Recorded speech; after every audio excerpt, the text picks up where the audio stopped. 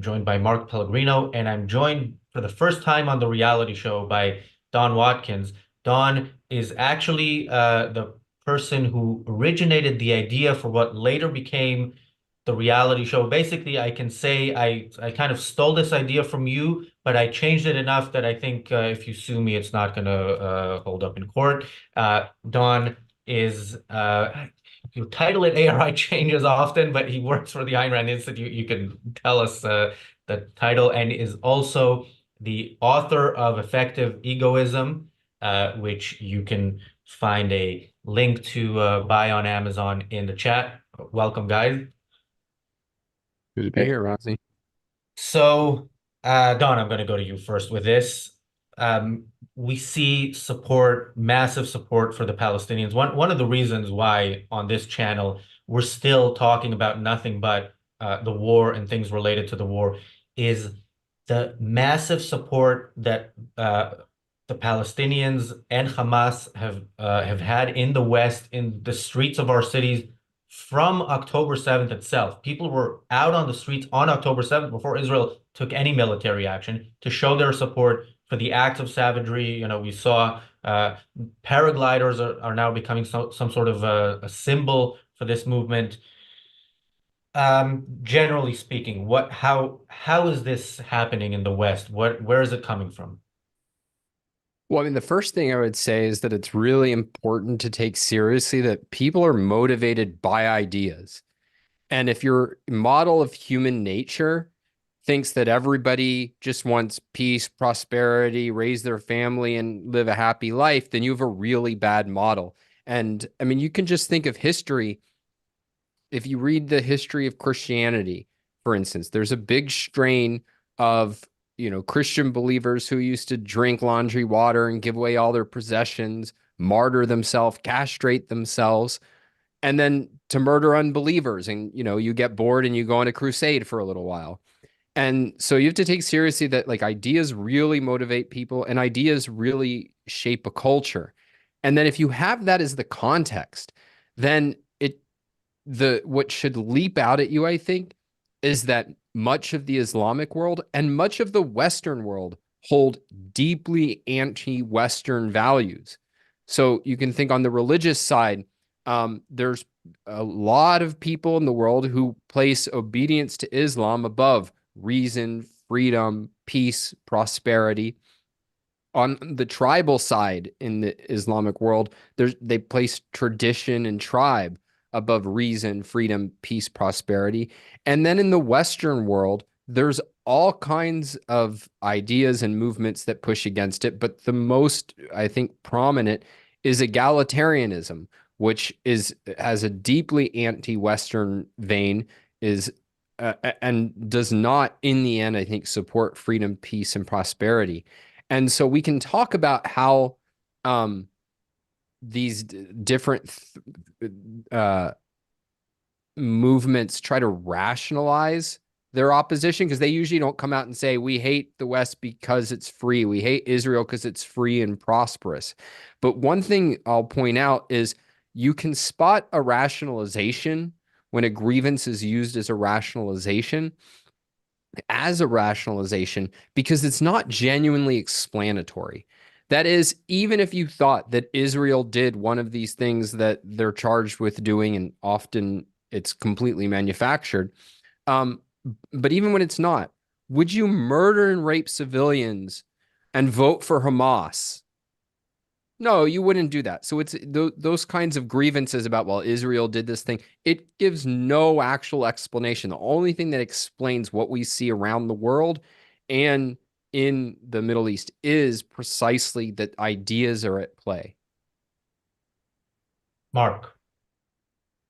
Uh, I mean, yeah, that's the main thrust of it. Ideas are definitely the lever that moves the world, and there's certain ideas that predominate in the pro-Palestinian protest movement, and I have to agree with Don. I mean, we've had decades and decades and decades of, I think, our young folks associating Western culture with exploitation and conquest and slavery.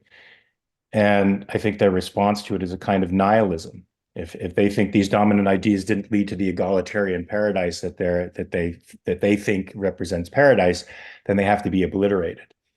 I think altruism also plays a deep role in the sympathy that these folks have for the Palestinians over the Israelis. I think if you're rich and wealthy and strong, you have an obligation in their minds to not defend yourself, to give up your values for the sake of those who have none. And I think all of those ideas play a very, very important part in animating their hatred for the West and their desire to see it toppled. Morgan? So maybe this is one of the ways in which people are rationalizing it, I guess. But I guess I've been struck very much by the way that for people in the West, the influence that post-colonial ideas have on them. Particularly, you see that having risen up in the last few months since the conflict has broken out again.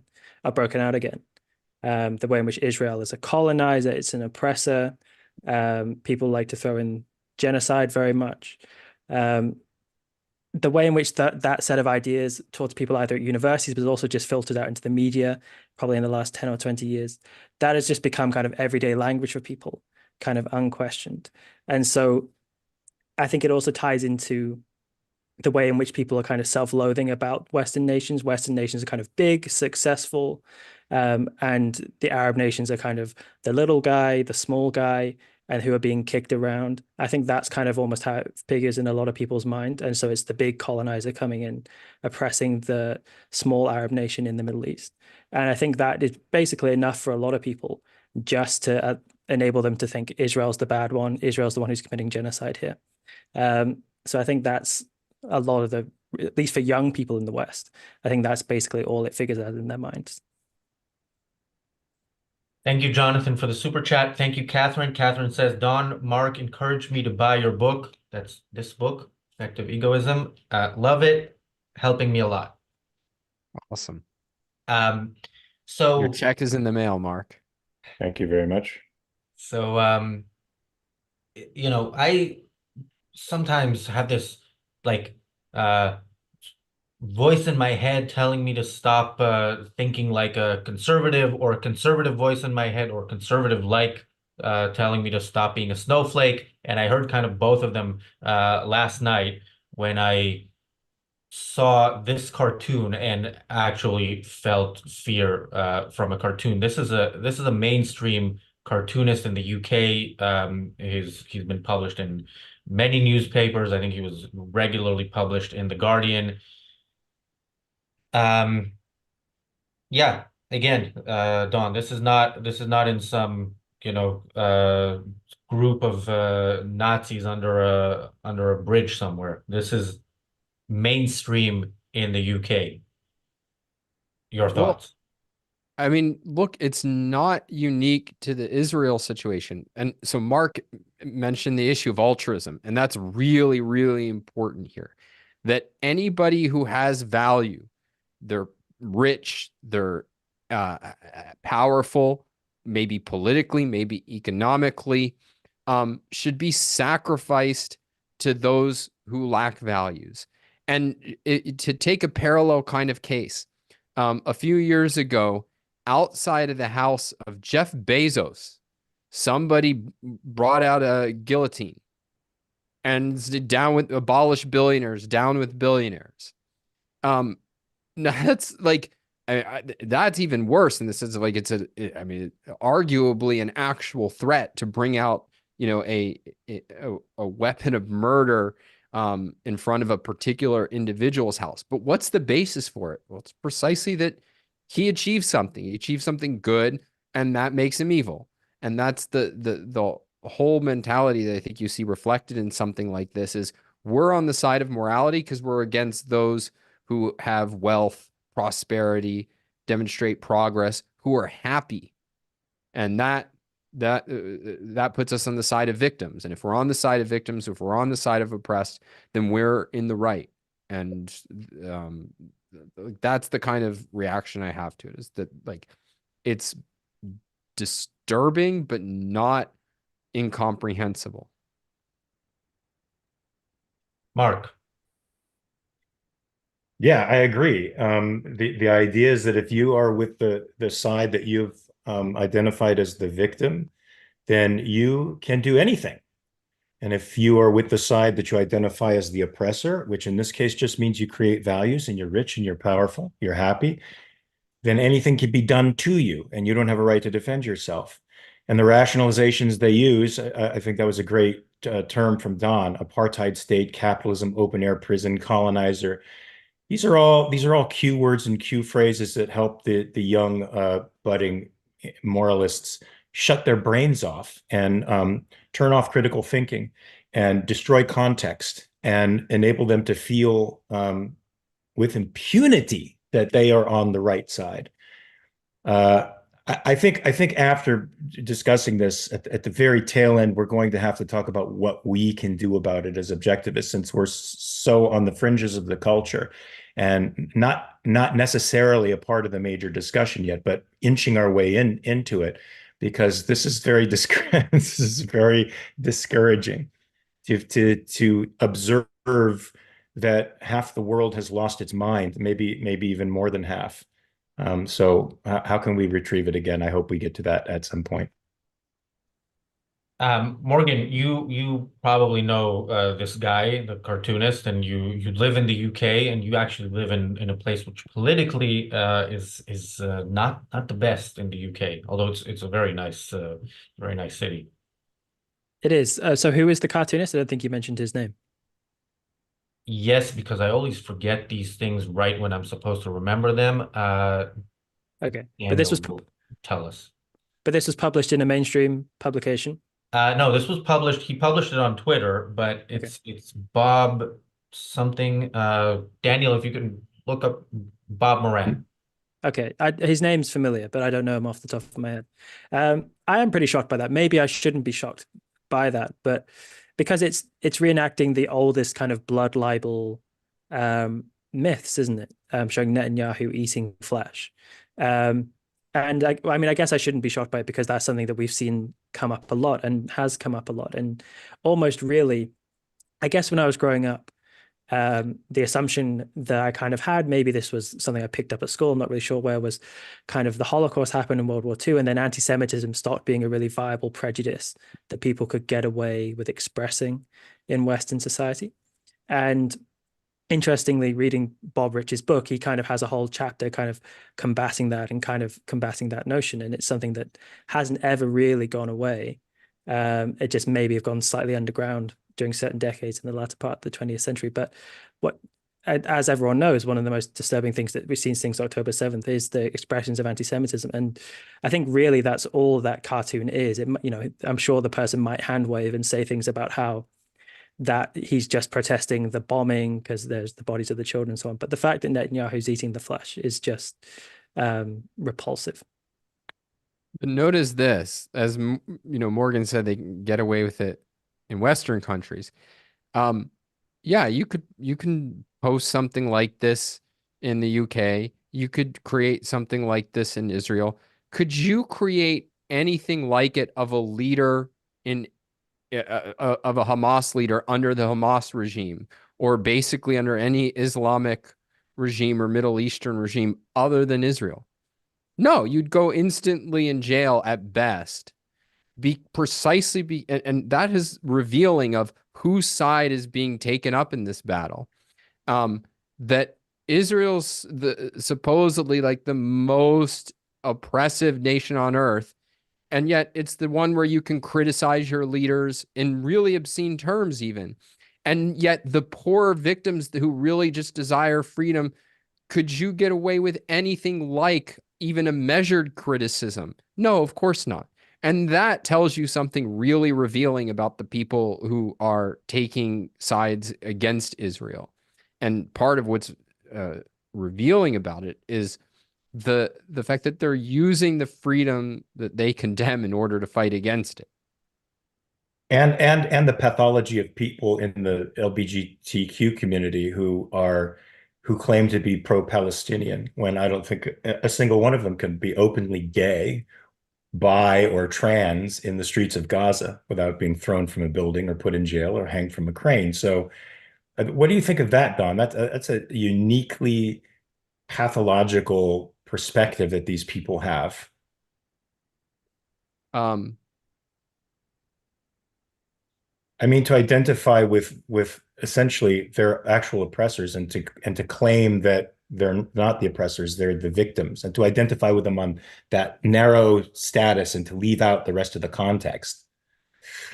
yeah, I mean the conversation somebody's had like that, I think has to go something like this. Um, if they weren't so oppressed and they only understood and got to know me, like there's some deep, bizarre rationalization, but the motivation is really clear, which is, yeah, I stand with the oppressed victim, and there's not a lot of thought that goes into that because not a lot of thought is demanded. Like there's the whole orientation is I don't have to know anything about the countries except for, well, these are the oppressed side. Like that's literally the level at which the thought is required. And anything beyond that, there's all kinds of um, moves that are made to short circuit thinking, including, like by labeling people as, oh, well, you're that, that makes you a racist or that makes you Islamophobic, or all of these are ways to short circuit people's ability to question and to think. And that's not a new tactic. I mean, you saw the same thing in the Dark Ages with Christianity, where it's no, that you're a heretic. Like raising those questions is heretic. Well, I don't want to be a heretic. So I guess this is what's true. By the way, Don, a rationalization I've heard a couple times is, well, it's not easy to be LGBTQ plus in the West either, which was,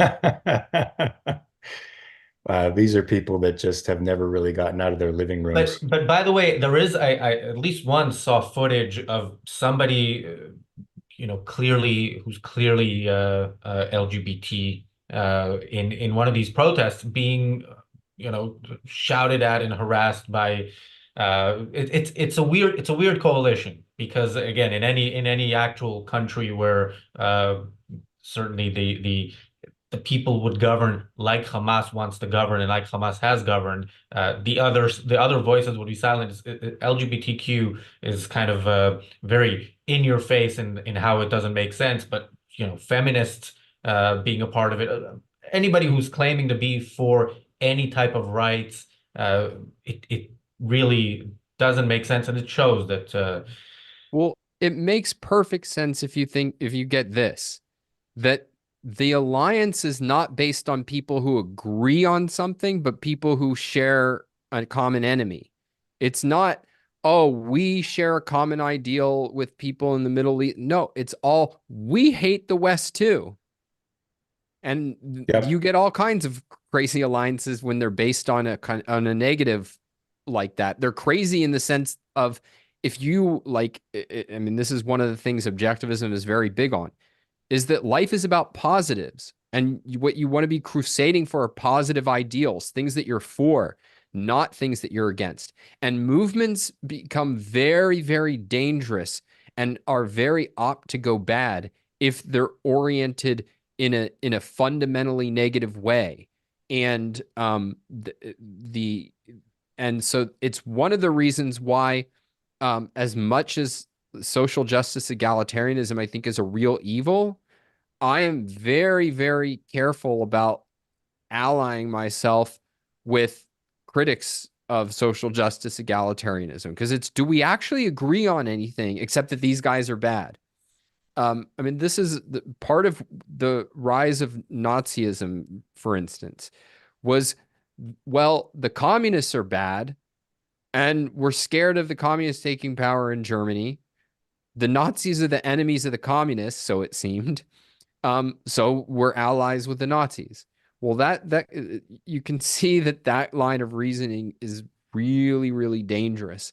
And so the question is always, what's the positive that you're for? And yeah, there's no positive that gay Westerners have with Palestinian uh, Hamas fighters.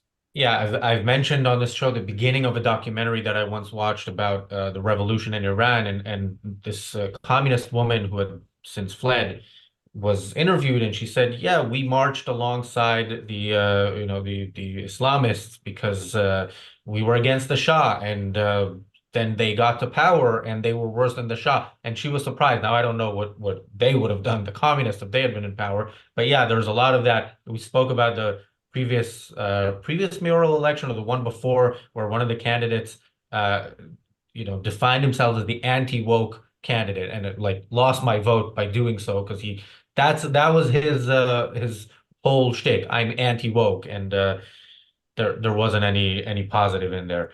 Um, okay, I wanted to ask you. Let's go to the super chats, and then I have another question. So Andrew asks, why does the what does the blockade block?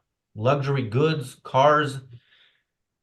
Uh, it didn't block those things before because they made it in, but yeah, the blockade mostly it's one of those things that Israel didn't really enforce it. It didn't know what was coming in through Egypt. We can now tell what was coming in through Egypt, and yeah, it's one of those things that's mostly I think mostly stuff that the anti-Israel side could use in its propaganda. Any of you have anything to say about the blockade or? No. All right, and we will go to Gail. Thank you for the super chat. Do you know of Levy? He seems to want victory. Yeah, we spoke about him a few times. He is a spokesperson for the Israeli government, and this was going to be part of my next question. So actually, does anybody have a comment on Elon Levy before I go to my general question on the topic? I think he's generally a good, impressive guy. He kind of got notoriety when George Galloway walked out of that debate with him. He's not perfect on everything, but he's a pretty good spokesman for Israel, I guess. Yeah, and I think it's a difficult job and not one that I would take to be a spokesperson for the Israeli government. One of my favorite moments was when Kay Burley, right before the recent couple of months ago, there was the exchange of Israel released terrorists and Hamas released civilian hostages, and it was three terrorists for one hostage, and Kay Burley asked him, "Why are you releasing three prisoners for one hostage? Do you think Palestinian? Do you value Palestinian life less than Israeli life?" And his facial expression was the best answer to the stupidest question asked during the past few months by any journalist. So, but yeah, that does lead me to my next point, which is Israel's uh, PR campaign on this, I think, has been disastrous, embarrassing, apologetic. Don, what are your thoughts about how Israel is fighting the PR front of this war? Um, yeah, I mean, I think that's definitely true. Certainly, if you judge by results, it's inarguably true. But even if you judge by intentions, look, I think that the the best thing you could do to on the PR side is be deliberately, recklessly disregarding of public opinion. But say it. Say, we think the world has an irrational bias against Western values in general, but Israel in particular. We're going to fight this war to win it because we are right, and we don't care what anybody thinks. And no, we're not going to answer reporters' charges that we're doing X, Y. No, like we're gonna we'll talk to newspapers we respect, and we'll put out our statements, but we're not indulging these biased attempts to position us as the bad guys, and we're just going to do our business and do their business. I think that and fighting the right fight are the two best things you can do for publicity. But you can't win on your opponent's own terms. In Israel, they in effect try to get too cute sometimes. Yeah, by the way, I'd love to see Elon Levy do the be a spokesperson for Israel with the right policies, because I do think he's He's great, and he would be great at that. You know, here at the Ayn Rand Center UK, we're not humble people. I think it's clearly the place where you get the best daily pro-Israel content is this channel. And Mark, yesterday you and I didn't hold back. We had an episode that was titled Palestinians Are Suffering and It's Their Fault. Israel would reject this. You know, Israel is very much going out of its way to alleviate the suffering of Palestinians in Gaza and to tell the world that that's what it's doing. What are your thoughts on that? Yeah, I mean they're fighting an uphill battle as Don said because they're accepting the terms, the dominant ethical terms that Hamas is simply appealing to. I mean, Hamas knows, I think, better than the Israelis do, that people are thinking in concrete terms. All they have to do is present pictures that are brutal or little dramatic scenes that pull on the heartstrings of people, decontextualize, and then appeal to the dominant ethics, the sacrificial ethics. And Israel has a case to make, but it's deep. It's filled with abstract ideas like rights, liberty, democratic institutions, and that's something that a lot of people can't wrap their heads around now. So I think the proper way to go, of course, this would be a great opportunity to completely expose the ethics of altruism and sacrifice by showing the world that a state in the interest of its own life refuses to abide by the sacrificial ethics. And that kind of stand could potentially, have a domino effect. I don't know, but it's potential. Well, other than our full-length shows on this channel, we do have a channel for short videos and short and edited videos. Right after this show on the Briefly Objective, our sister channel, we will have a video premiering titled Palestinians Are Hamas. So yeah, we're not holding back on either channel. The link for that is in the live chat. Make sure right after this show you go over there, watch it, like it, share it. Morgan, yeah, go ahead. Yeah, so I think in the eyes of a lot of the rest of the world, Israel in effect is presumed to be guilty on a lot of these charges. And perhaps that's why they feel such an insistence to go and combat them all the time, to kind of be fighting on all fronts in the PR war. But I think that's basically useless. And maybe if they heard me saying that, or heard any of us saying what we've just said, they would say, look, guys, we need to be doing this. We need to be saying we need to be doing all this stuff about kind of warning people before we bomb buildings, and we need to be making the case kind of in a more altruistic way, because otherwise the International Court of Justice is going to proclaim that we're committing genocide, and then we're going to have all these kind of disasters. And maybe there's something in that, and I kind of feel sympathy for them being in that position. That's got to be pretty tough. But in the long term, they're just engaging in the kind of slow defeat of themselves. But then, in a sense, it's kind of difficult to expect more from them, because they're just, in a sense, abiding by, I think, what's the conventional wisdom about how you go about these things.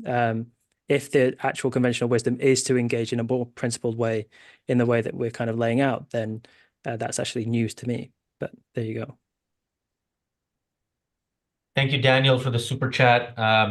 Yeah, Don, I don't know to what extent have you been following the case in the International Court of Justice at all? Or so here in the UK, and this is so the case was brought forward by South Africa. We've spoken a lot about South Africa in recent weeks on this channel, particularly the ANC, which is South Africa's governing party, and not exactly making South Africa a better place.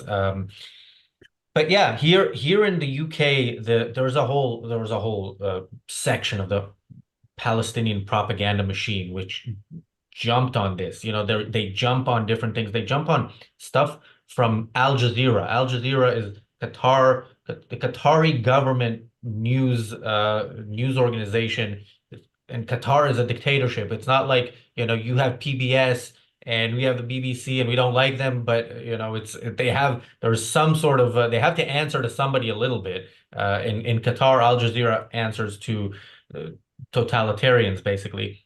Um, how does that side, again, when they talk about rights, supposedly rights of certain groups, but they use the word rights, how do they get away with it in their mind, and how do they not get scrutinized? And yeah, what once again, let's go to what are the moral, the philosophical foundations in our culture that allow this to go unopposed? Well, one point I'll make is just that, like, this happens all the time, is that the opponents of freedom and humanism more broadly appropriate the language and ideas of their attackers when it suits their purposes. And I mean, you can take, even in a US context, this happens, which is individual rights are developed as a concept to identify the sphere of freedom of the individual and restrict the power of the government. The government's only function is to protect these rights. And then you had people who said, no, I want the government to do a bunch of other stuff. And they didn't say to hell with rights. Well, some of them did say that, and they tried to push that, but in the US, at least, it wasn't very effective. And so they said, okay, what we're going to do is just start calling the things that we want the government to do rights.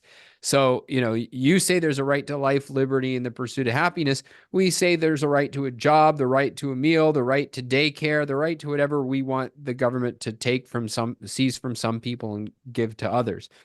And so you have a bunch of regimes that could give what's the phrase? They couldn't care less about rights. And yet it suits their purposes whenever they say, oh, my opponent's violating the rights of my people. Never mind. I mean, in a sense, their argument is only I get to violate the rights of my people. You don't get to, which is the entire tribal mentality. I'm watching Justified with my girlfriend right now, or rewatching it, if you've ever seen the show. And it takes place in a woods southern county called Harlan County in Kentucky. And what you have is the idea of, my kin, right or wrong, I can beat up my brother, I can torture and even kill my son. But if you so much as criticize one of them, no, that's unacceptable. And that's really what's all that's going on is, yeah, we don't give a damn about individuals, but if we can use the fact that you're committed to the value of individuals against you just to punish our enemies and hamstring our opponents, yeah, we'll do that all day. Yeah, one thing we've seen on this channel, I see that South Africa is a topic of conversation now in the chat, and South Africa like is third on our list of countries where we have the most viewers, and those are not angry pro ANC viewers. Those are people who agree with much of what we say, and I think they see their own government kind of pandering to Russia, China, Iran, whoever it is that helps them out, helps them stay in power while people in South Africa are suffering. But that's not mentioned by the pro-Palestinian propagandists. Mark. I feel like most of these folks are motivated by power, and the way they can get power is to co-opt the language and create lots of package deals. And they rely on your drive for consistency, intellectual honesty, to leverage you into a position of guilt so they can dominate you. So they use words like rights. They're able to highlight the contradictions in our own system in order to undermine it, ignoring the principles that animate us and going to the practiced contradictions, and use that to undermine us for the purpose of dominating, controlling, and taking away, the good things. So yeah, that to me, it's just package deal after package deal after package deal. Morgan. I'm not sure exactly what I'm responding to, but I mean, this was something that I think it was Don who probably brought up at the beginning, but Rand's phrase of hatred for the good, for being the good, that's why people loathe Israel in this conflict. There's all these other issues which come up and which can get in the way, but at the root of it, it's for all of Israel's positive qualities that it's condemned and that it's hated for underneath it all. And lots of people in the West are confused. They're confused by their teachers. They're confused by what they're hearing in the media. They're confused about conversations about who owns the land going back 2,000 years, as if that was the proper way to arbitrate the problem. But at the root of it, I think Israel's hated for all of the good things which it does and which it is. So, Don, right before we went live, or right before this show, Morgan and I did an episode of the Daily Objective about one of this channel's favorite pro-Palestinian propagandists, Cenk Uygur.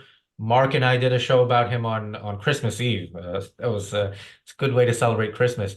And one of the things in one of the debates that he did that we watched in preparation was he was asked at the beginning, is Israel committing genocide in Gaza? And his answer was, that depends on how you define genocide. Which of course is, that's the answer to, basically anything. Anything is genocide, depending on how you define genocide. How do these people define genocide? Because that is something that is thrown at Israel. I'd love to see a poll of just pro-Palestinian protesters in any major Western city. Just ask, is what Israel's doing in Gaza, you oppose it, okay? Is it a genocide or not? I think the answer would be very close to unanimous yes. And it is being pushed by intellectuals who, unlike some of the masses, they do know better. So yeah, what do you think of the use of the word genocide here? I mean, they define it very simply. It's whatever Israel does. Like, that's the only content to it. I mean, like, look, if Israel was committing genocide, it's like the deliberate attempt to wipe out I'm using the word advisedly, but race of people, or group of people, they're doing a really lousy job of it. Like, there's absolutely, and set aside the context of a war, where war is and set aside how Israel's fighting the war. I mean, they've been making this claim far longer than that, right? But no, there's no plausible view of it. But if your view is that Israel is not allowing themselves to be overrun, slaughtered by, and destroyed by its enemies, that's represents genocide. Like, that's essentially what their argument is. Yeah, I think Morgan, we lost him because his laptop may have crashed again, which we don't have Cenk Uygur to tell us if that is also a type of genocide. But Mark, we've you and I have talked about Cenk. We had a great Christmas Eve episode. We talked about his debate with Douglas Murray, which came up today as well, which is Douglas Murray. We have our disagreements with him, but his stance on Israel has been, of famous intellectuals, I think he's been the best out there. Maybe him and Barry Weiss, close call. Yeah, so I agree with Don that especially before this conflict started, genocide was whatever Israel does, specifically to defend itself. It's a really hard case to make because the Palestinian populations have been growing exponentially over the last 40 or 50 years. And last I looked, genocide diminishes a population. It doesn't enable it to grow. But now the people are screaming genocide because of the disproportionate response of Israel with respect to what the Palestinians did to them. So I guess the Hamas health ministry claims 22 or 23,000 Palestinians have died. Now, to me, genocide is a mass killing of people. This, again, is a package deal. This is a mass killing of people who haven't done anything wrong, but just because of their ethnicity or who they are. In this case, lots of people are dying because they hold an ideology that is murderous and actually genocidal. They actually want and have explicitly said they want the Jews to be dead. Their children say it, that they want to grow up to run Jews over, to stab them. They live for this kind of thing. The people who martyr themselves to the nationalist cause of Palestine, their families get stipends, right? They get pensions for this kind of thing. They name streets after them and they paint murals for them. And so when you understand that the population itself is imbued with this despicable and murderous ideology, you cannot avoid the fact that the population itself has to denounce the ideology completely and give it up or face the consequences. That's not a genocide. That's protection. That's self-defense. Unfortunately, the Palestinian pro-Palestinian types will take the similarity, the superficial similarity between having to hurt a lot of people in order to defend yourself, and the fact that genocide hurts a lot of people, combine them together to obliterate the moral case for Israel standing up for itself. But that's the way evil people work. Like I said before, evil people love package deals. So I want to go back to the supporters or so-called supporters of Israel, people who say, yeah, Israel has a right to defend itself, which is a weird thing that people say in the context of Israel, but not of anything else because it doesn't need to be said usually. But they should avoid civilian casualties and so on. And I go back to, I put it in the context of the show Mark and I did yesterday, which we were wondering how if it's going to be problematically controversial because of the title Palestinians are suffering and it's their fault. And I went further than that and said, you know what, this is in this context, it is the suffering of the Palestinians is a good thing. And part of my case there was we showed videos of Palestinians not suffering on October 7th, celebrating. And the point was, their suffering would make them reconsider doing this again, would make anybody else who's considering it doing it again.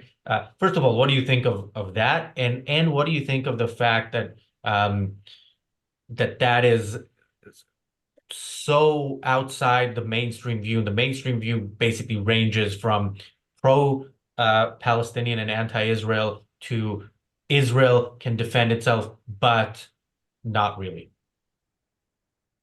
I mean, the way I think about it is that my goal is not for my enemy to feel any particular way. It's for them to stop being a threat. And whatever it takes for them to stop being a threat is on the table. And then the question is what strategically is to my interest or to the interest of the country that, if we're talking about a government making these decisions. And the core thing that you need to render an enemy a non-threat is that you have to break their will to fight, is that you have to make it so that there's not a willingness to take up arms against. They have to be, in a word, defeated. And so the question is, what would it take to break the willingness of Hamas and the Palestinians to wage war against Israel? And I don't have a view of that. I think that's a military strategy view. But that has to be the standard, is we want to protect the lives of Israelis by defeating the enemy and bringing them to a state in which they recognize that their cause is hopeless.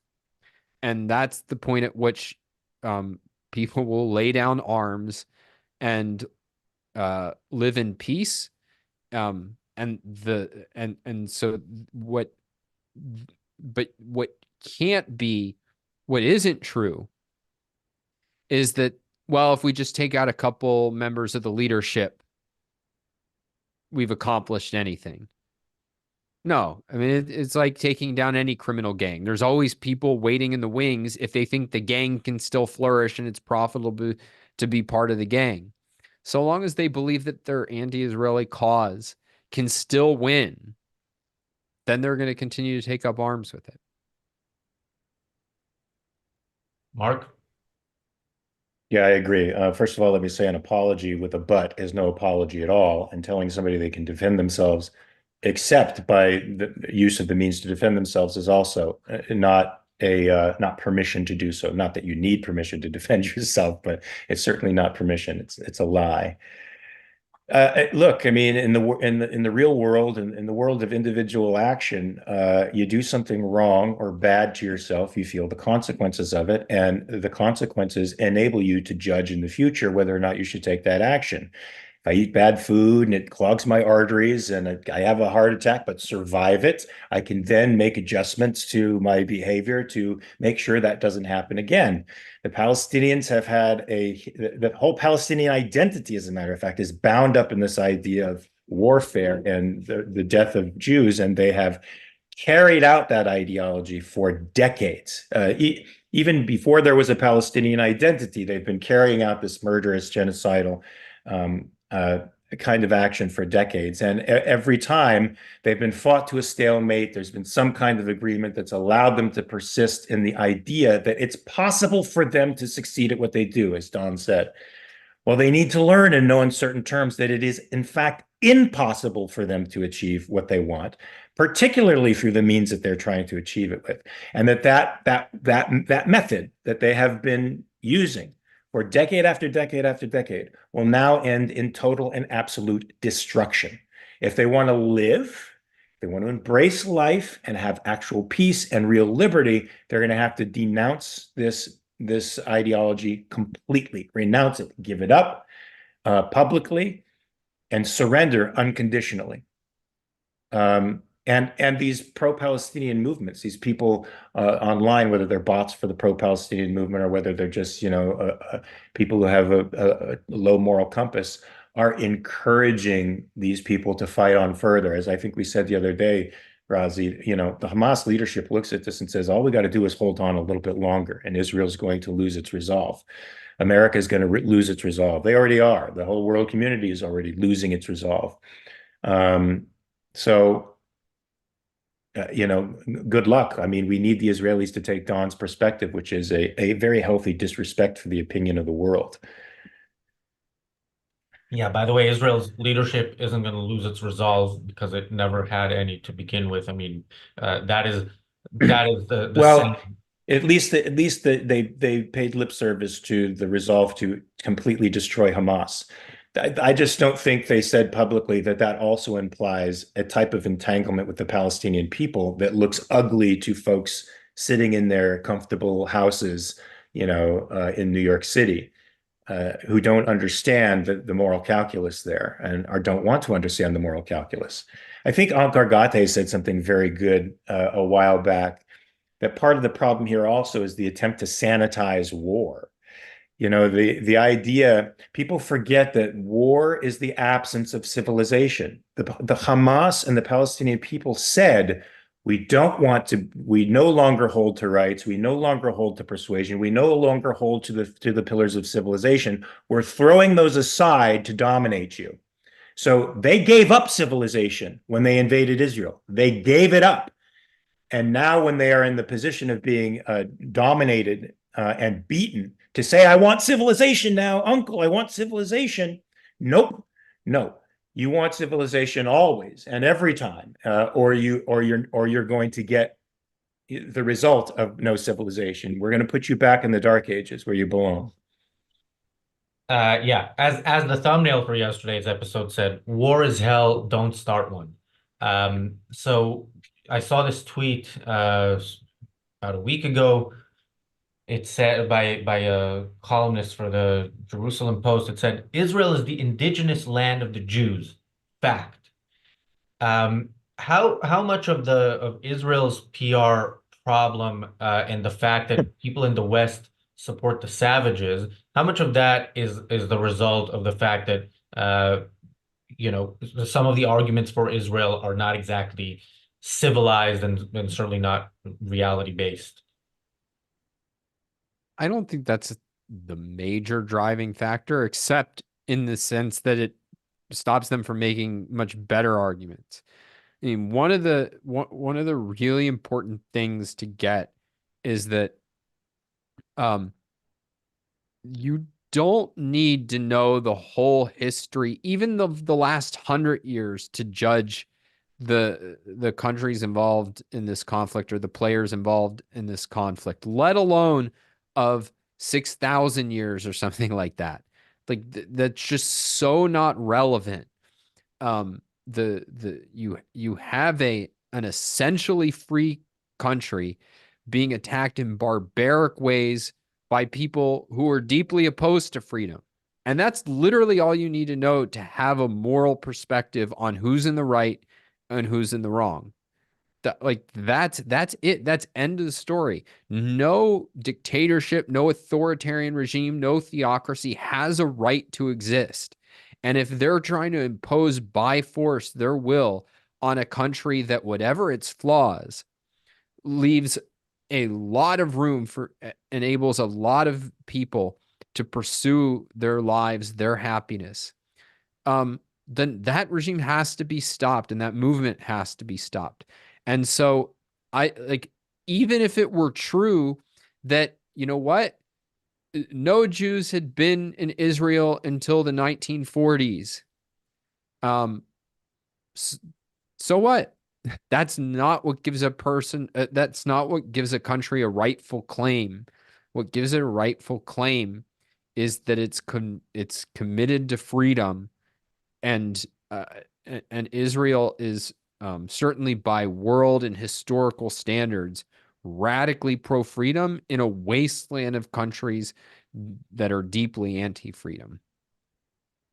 So we have a general policy here of reading super chats and not reading non-super chats, but sometimes we make exceptions. And there is a question which I will direct at you, Don. For someone who knows nothing about objectivism, what is the best book/resource to find out? And you can't say effective egoism, although the link for that is in the description and in the chat. I mean, look, there's no better place to start than Ayn Rand's novels. And The Fountainhead and Atlas Shrugged, read the descriptions, and whatever one jumps out to you is most intriguing, you can start there. And then I think I think part of what this discussion should highlight for those who have gone further down the journey, though, is that philosophy really is the key to understanding the world, understanding people, and though we haven't talked about this aspect of understanding yourself. Like, you just cannot make sense of the Israeli-Palestinian conflict without philosophy. You can't chart what would be a practical course or morally defend it for Israel without philosophy. And you can't think about the direction of a culture or a country without deeply understanding philosophy. Philosophy is the most empowering intellectual tool that we have. And so for those who have, I think, studied Ayn Rand and her philosophy more, one thing I hope we'll get a chance to talk about is two really exciting conferences that the Ayn Rand Institute has coming up, one in Europe, one in the United States. So I'll come back to that. But just on the direct answer, yeah, I mean, you go to the source, and her novels are just, even if you end up disagreeing with her philosophy, you can't really say you've grappled with the important questions of human life without reading them. And there's millions of people who they wouldn't agree with us on Israel. They wouldn't call themselves objectivists, but whose lives have been transformed for the better. I mean, Mark spends a lot of time with people in Hollywood, and I'm sure you met people, Mark, who they're not objectivists by any stretch, but the Fountainhead meant something for them. It was an inspiration to be like, have artistic integrity. And there's businessmen I talk to all the time, not objectivists, but they read Atlas Shrugged, and it gave them the fuel they needed to create great businesses and great lives for themselves. So there's really no downside for exploring more and starting with the novels.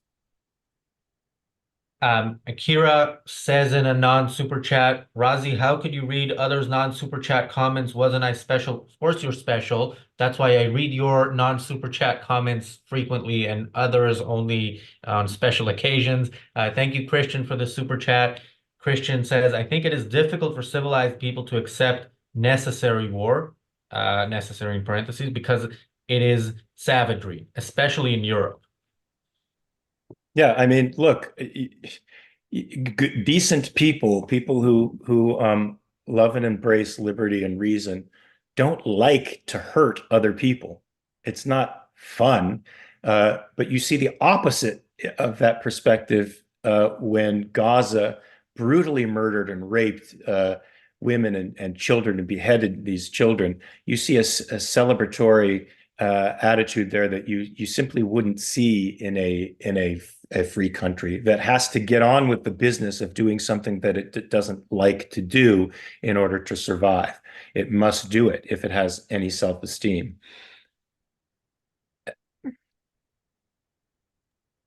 Don, any thoughts on Christian's comment? No, I think Mark captured. Although I would particularly enjoy wrapping up Schenk in a anaconda choke and applying that nicely. Well, we don't endorse violence, but look, if it's agreed upon and it's in the octagon, we will stream it for members only. So you can become a member if you want to see that. It's not a guaranteed membership perk, by the way. Don't become a member because of what I just said. But Don, you mentioned a couple of conferences. By the way, people who watch the Daily Objective have heard that because that episode was sponsored by those conferences. But do you want to tell us a bit more about those upcoming conferences in March? Yeah, I mean, look, if you're watching this show, you're interested in ideas and you no doubt like talking about them. And so we're putting on 2 conferences. If you're in Europe, you can they're called Ayn Rand Con. If you're in Europe, we have one coming up March 8th to 10th in Amsterdam. And if you're in the US, you can register to apply for a scholarship that's going to take place in Austin, March 22nd through 24th. I'll actually be at that one. So if anybody wants to come out and see me. But this is just an incredible chance for those who are excited by Ayn Rand's ideas to come out, learn more, but I think most importantly, get to talk to people about them, like-minded people, including fellow attendees, fellow students, and the faculty. As well as, I mean, there'll be talks, there'll be all different kinds of events, but it's really a chance to just spend a weekend where you get to have the best conversations of your life and build connections that you might not get to build otherwise. I know that, many of the friends that I've had lifelong, I first met at conferences like these, which, when, as Mark said, we're still a nascent movement in many ways, and it's typically not the case that you have Ayn Rand fans and certainly not hardcore people who've studied the philosophy up and down your street. But here's a chance to spend a few days going really deep into the ideas, including how to get the most out of them for your life.